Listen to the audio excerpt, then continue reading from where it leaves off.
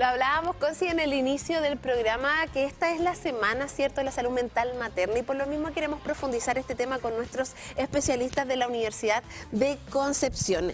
El día de hoy vamos a estar hablando con una profesional que sin duda nos va a clarificar cuál es el estado actual en Chile en materia de salud mental, sobre todo para las familias, ¿cierto?, específicamente para las mujeres que quizás están transitando ciertas emociones complejas durante su embarazo. Estamos con Sofía Mera Marín, psiquiatra infanto-juvenil, colaboradora también académica del Departamento de Psiquiatría de la Universidad de Concepción. ¿Cómo está, doctora? Un gusto tenerla acá. Muy bien, gracias por la invitación. Sí, es muy interesante poder tener desde esta esfera psicológica, psiquiátrica, el poder generar este diagnóstico a nivel social de cómo sienten las mamás el embarazo y de qué manera tienen que tener este apoyo emocional para poder salir adelante en estos 9 meses, donde efectivamente están viviendo una experiencia que es única, pero que también a la vez es súper compleja. Bueno, con respecto al tema de la salud mental perinatal, lamentablemente es algo que está en desarrollo, ¿ya? Estamos viendo que, por ejemplo, los países que están más desarrollados con respecto a la salud mental perinatal es Inglaterra, por ejemplo, el Instituto Marcé, Francia. Ahora lo que está tratando de hacer España es poder instaurarlo en las políticas públicas. Pero, doctora, ¿será que estamos viviendo una crisis silenciosa en Chile respecto a este tema? Estas son temáticas que siempre han estado. Ya la maternidad, la parentalidad en general ha sido algo que siempre ha estado, pero que no se ha tomado, yo creo, que el peso necesario. Y que tiene relación no solamente a las embarazadas, sino que efectivamente a la mujer propiamente tal. Ahora se habla más de la triada. Perfecto. Ya, se habla de la triada en cuanto a la madre, el tercer cuidador o el segundo cuidador y al bebé. ¿Ya? ¿Por qué? Porque se ha visto que no solo es la madre que tendría psicopatología asociada, sino que también es este tercer cuidador, esta segunda figura significativa, ¿ya? Y que es necesario que esté, ¿ya? Entonces, muchas veces pasa que está pasando también en este cambio social en que tenemos crianzas que están muy solitarias, ¿ya? Y también con políticas públicas que no apoyen en esta crianza, donde hay padres que están, por ejemplo, con una sobredemanda y un estrés importante para poder criar y para poder desarrollarse. Y si nosotros vemos desde el punto de vista de la salud mental perinatal, esto empieza desde la gestación. Entonces estamos hablando de pesquisas en el embarazo donde ya tenemos algunas señales de alarma, de alerta, ¿no es cierto?, de ciertas patologías que pudiesen estar. La depresión postparto es la más frecuente, la más conocida, incluso en el Chile Crece Contigo, que es una muy buena política pública. Hay una escala de tamizaje para depresión postparto que es la escala de Edimburgo, pero es lo único y está solamente en lo público. Si nosotros vemos, por ejemplo, a niños que nacen en la parte privada, no tenemos ningún indicador de pesquisaje, ¿ya? Entonces, cuando nosotros vemos después como psiquiatra infanto-adolescente psicopatología en el niño, en la parte vincular, en la parte ansiosa o anímica, nos damos cuenta ya qué pasó en el embarazo, qué pasó en esos primeros años, qué pasó, por ejemplo, hace muy poquito me tocó una paciente que estaba embarazada y hubo una separación de su pareja en ese tiempo. ¿Qué pasó en ese tiempo? ¿Qué cosa pasó en ese embarazo? Entonces uno se da cuenta que hay muchos factores de riesgo que empiezan a complejizar toda esta parentalidad desde el inicio y que no son detectadas ni pesquisadas. Y después empieza la psicopatología y que vemos reflejado principalmente en el niño. ¿Ya?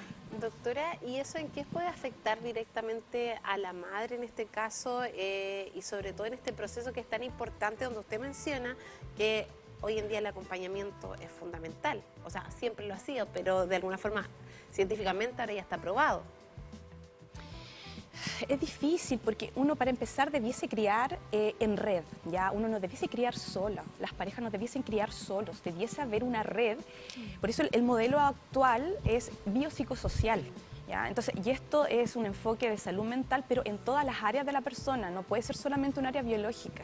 Nosotros vemos, por ejemplo, muchas alteraciones vinculares que nosotros podemos precisar. Por ejemplo, una mamá que emocionalmente esté con dificultades, por ejemplo, en salud mental, un papá que esté con dificultades en salud mental, no va a estar sensible emocionalmente para pesquisar las necesidades de ese hijo. Entonces estamos hablando de un bebé. ¿ya? Un niño pequeño que no tiene lenguaje. Entonces, ¿cómo yo conecto con ese bebé? ¿Cuáles sé que son las necesidades? Y además un medio súper exigente donde se dice que tiene que ser una mejor mamá, un mejor papá, un mejor profesional, ¿no es cierto? Entonces, en todas las áreas de estos padres tienen que ser exitosos. ¿Y qué pasa además con la exigencia de esta maternidad? Entonces, toda esta sobredemanda obviamente va a generar una alteración en la crianza, ¿ya? Una alteración en la crianza, en el desarrollo tanto de la madre para ser madre y de los propios niños en esta importante vinculación. Porque lamentablemente hoy día vemos a madres que crían solas, que no tienen la presencia de un padre. ¿Qué tan importante justamente se hace este proceso de desarrollo donde vemos que los padres tienen 5 días, 3 días de permiso? Entonces es súper difícil que se dé también esa vinculación tan importante desde que la mujer está embarazada hasta que la guaguita nace. Y ahí uno también se da cuenta. Por ejemplo, esto mismo del pre y postnatal. Si uno hace esta conversión de los días, uno puede ceder su postnatal compartido, ¿no es cierto? Pero no es que se extienda. No es que se extienda además, ¿ya? Entonces uno se da cuenta que, claro, finalmente esto no responde solamente del punto de salud mental, sino que esto tiene que ver con políticas públicas. Entonces, claro, nosotros estamos llegando ya cuando, no sé, hay chicos con una vinculación tan compleja que ya hacen sintomatología, ansiosa, anímica, ¿no es cierto? Trastorno del desarrollo de la personalidad, conducta suicida, pero vemos para atrás. ¿Dónde estuvo la prevención de esa madre que tal vez estaba con dificultades, con una escasa red de apoyo? ¿Qué pasó en esa vinculación? ¿Cuál es la historia de esa madre? ¿Cuál es la vivencia de ella siendo niña? ¿Ya? Eso también es en psiquiatría perinatal se habla de la transparencia intrapsíquica. Hay muchos traumas y procesos que en la parte del embarazo salen a flote y se relucen. Entonces uno dice, hay traumas, hay vivencias que estas madres experimentan cuando niñas, desde sus propias experiencias, desde ser hijas, y que ahora reexperimentan otra vez en el círculo de su vida, y que este es un momento importante para poder resignificar. Entonces también hay que verlo como una oportunidad terapéutica, pero siempre que haya alguien que lo esté pesquisando. Porque, por ejemplo, claro, la mamá puede tener muchas dificultades psicológicas, ¿no es cierto? Y tal vez revivenciar ciertos traumas que también tenía en esta transparencia intrapsíquica. Pero ¿quién lo pesquisa? ¿Quién la apoya? ¿Quién le da el tratamiento necesario en ese momento? Doctora, usted habla de resignificación, que es muy importante dentro de los procesos también de salud mental. ¿Cómo se resignifica, por ejemplo, cuando hay una persona que a lo mejor ha estado o no ha acompañado, no ha tenido esta red de apoyo importante para enfrentar, por ejemplo, una etapa perinatal que es tan fundamental dentro del desarrollo de su vida y del próximo bebé que viene? Ahí es fundamental cuando ya se pesquisa psicopatología el poder hacer un nexo directo con los profesionales de salud mental. ¿Ya? Lo ideal siempre es que sea un psicólogo, psiquiatra con enfoque de salud mental, ¿no es cierto?, pero perinatal. Por el enfoque, porque esta es una mirada distinta. ¿Cuál es la mirada desde la especialización que tiene usted? O sea, yo me acredité en el Instituto Europeo de Salud Mental Perinatal para médicos, ¿ya? Después también hay otra acreditación que es anual, ¿ya? Que esa es para todo profesional. Y después vienen obviamente los cursos de perfeccionamiento, pero no hay una subespecialidad tampoco. Claro. Entonces ahí nosotros nos vamos con todas estas barreras que también vamos teniendo, en que tampoco están los procesos para la formación. ¿Ya? Acá en Chile está solamente, por ejemplo, como equipo conformado, en el extrasistema está el Centro Ser Mujer en Santiago. Da prestaciones online y todo eso, pero en la parte privada. Pero equipos de salud mental perinatal, de libre acceso, en salud pública. En salud pública. Acá repasemos que es una realidad, que hoy día el acceso a la psiquiatría, a la psicología, es carísimo. Hay que muchas veces, o sea, en su mayoría pagar para poder tratar muchas veces problemáticas que muchas veces incluso hasta desconocemos. Entonces hoy día enfocándonos en esta niña, en esta adolescente, en esta mujer, que a los 18, 19, 20, 30, 40 años son mujeres embarazadas, que están en un camino totalmente difícil, distinto al tradicional, donde hay una dependencia emocional, donde hoy día desde el día 1 en que haces cierto ese test para reconocer si es que eres o no mamá, ya tienes una dependencia emocional para toda la vida con alguien que está dentro tuya. Y muchas veces las problemáticas que se van viviendo en este camino son bastantes. Y muchas veces las normalizamos porque la misma sociedad nos normaliza. Ay, que no seas alaraca. Ay, pues si tú estás preparada para ser mamá. Ay, pero que eres floja. ¿Cómo no vas a querer, cierto, estar todo el 24/7 amamantando? Ay, pero que cómo es posible que no puedas hacer este trabajo sola si nosotros estamos preparadas para esto. Entonces, la presión que tenemos emocional es demasiada.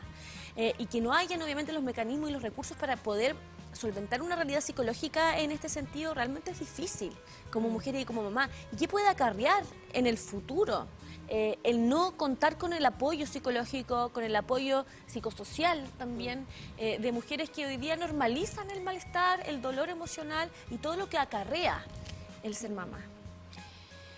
Eso genera lo que después nosotros vemos en la psicopatología del adulto, ¿ya? Y una de las colegas que trabajo en un centro, la doctora Navarro, me decía una vez, ahí empieza todo, ¿ya? Muchas de sus pacientes se han dado cuenta que ahí empieza todo, o sea, desde cuando ellas fueron niñas, y esto se revivencia cuando ellas son madres, ¿ya? Y también hay patrones transgeneracionales, que esto se va transmitiendo de generación en generación. Y son cíclicos, efectivamente. Y son cíclicos, y son formas de abordar, como bien decía, o sea, ¿por qué te quejas tanto? Yo tenía 5 o 6 hijos y los crié todos, pero uno se da cuenta cómo fueron criados. ¿Cuál era ese contexto en una época donde... Y pasaba con esa mamá también, de criar a 7 hijos. Exactamente, donde esa mamá finalmente era 24/7.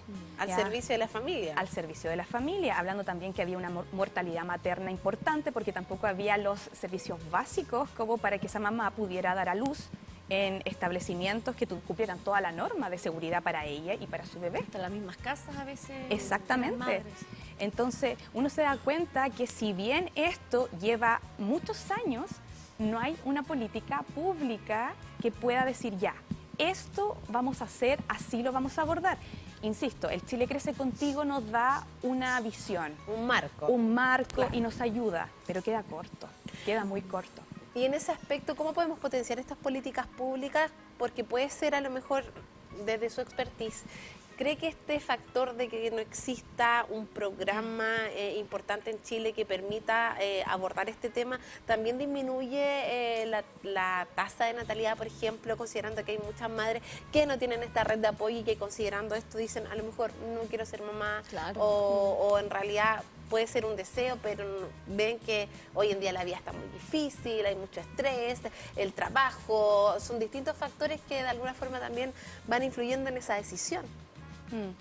Y en ese sentido, como bien menciona, finalmente esto ya tiene como varias áreas. O sea, por un lado, yo creo que son políticas de la parte económica, ¿ya? Porque yo igual entiendo, o sea, ¿qué hacen esos papás? ¿Ya? ¿Qué hacen esos papás si no trabajan? ¿Ya? Entonces, hay muchas experiencias también que pasan las educadoras de Integra que dicen, chuta, hay chiquititos, guaguitas, que están de la 8 hasta la 8 en un jardín. ¿Ya? De la 8 hasta la 8. Sí, con la extensión horaria, ¿ya? Entonces uno se da cuenta cuál es la vinculación que esa mamá puede tener con su hijo, cuál es la culpabilidad que tiene. Chuta, yo no he estado con mi hijo, pero por otro lado uno dice, ¿qué garantías le damos a esa familia para que tenga por lo menos un sueldo o un recurso mínimo para que pueda desenvolverse y cuidar? Porque finalmente igual es un factor súper importante. Entonces, la parte económica es muy importante. Entonces, tiene que haber una política que garantice que estos padres puedan criar desde el punto de vista económico tranquilos y también laboral. Si el hijo se enferma, ¿qué hacen estos papás? No hay una política que resguarde. Después del segundo o tercer permiso ya están teniendo dificultades. ¿Ya? Entonces, de hecho, eso quiero comentar, en entrevistas de trabajo, yo creo que a las mujeres hemos sido muy discriminadas en ese contexto donde muchas veces se te pregunta, ejemplo, ¿y eres mamá? ¿O quieres ser mamá? Una pregunta que yo encuentro que debería ser eliminada desde el área de recursos humanos de cualquier ámbito laboral, porque eso no se le pregunta muchas veces a los hombres. Sí. Y ahí uno se da cuenta también el marco cultural, ¿no es cierto?, en lo que estamos y esta forma relacional, ¿no es cierto?, que tenemos de este marco transgeneracional, porque finalmente tampoco se incluye al padre. Si uno se da cuenta es como la mamá, ¿por qué no está ahí?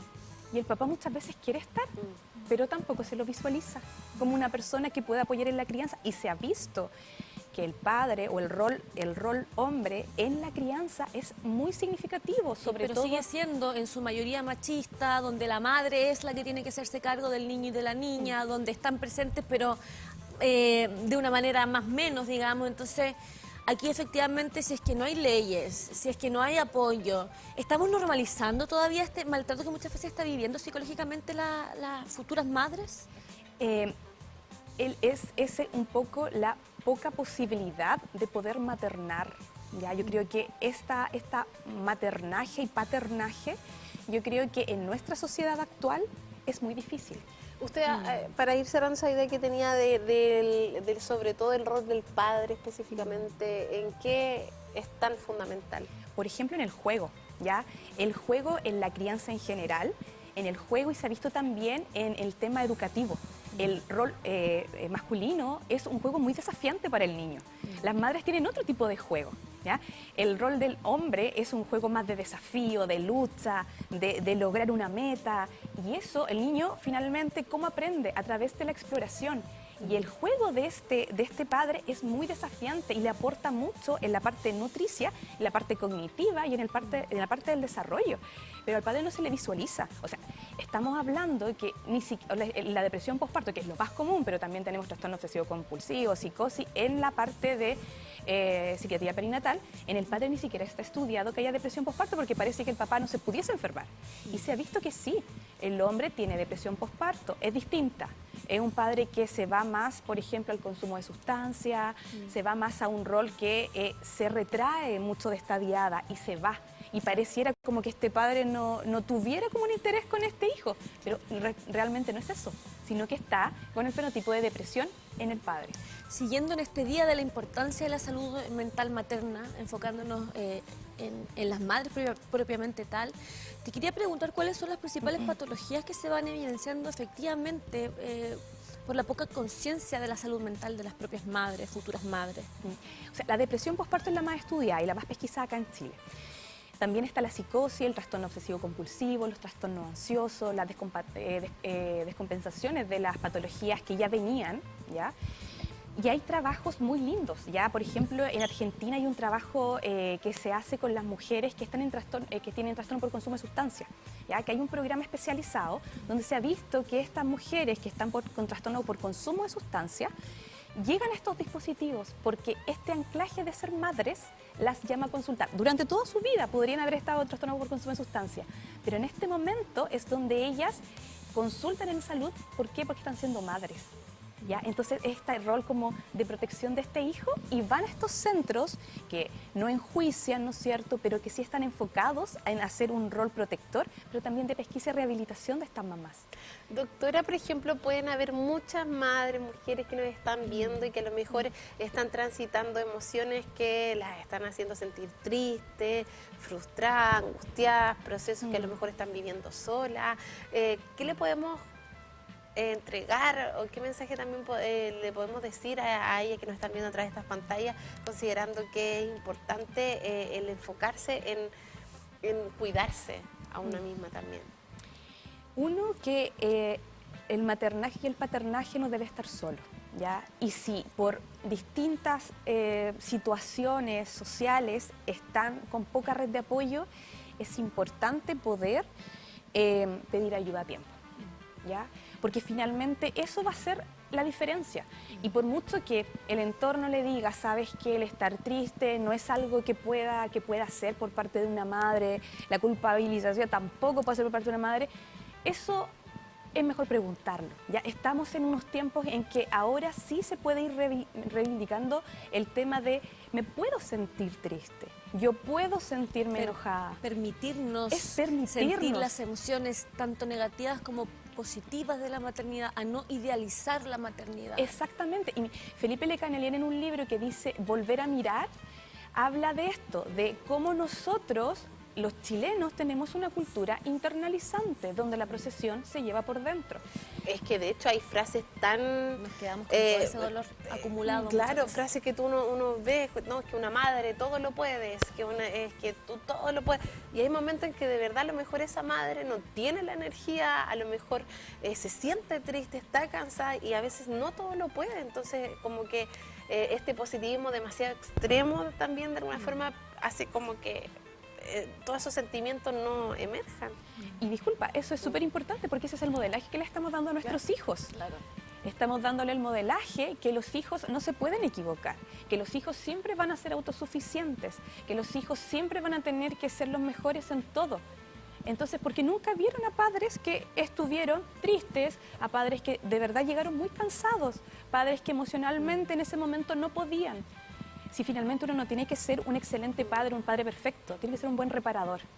¿Ya? Entonces yo creo que el concepto, por eso decía, la psiquiatría perinatal también nos da oportunidades de ser más compasivos y mirarnos de una forma más amorosa a nosotros como adultos, y eso va sin duda a bajar el estrés parental y eso va a generar que podamos tener una mejor vinculación con nuestros hijos.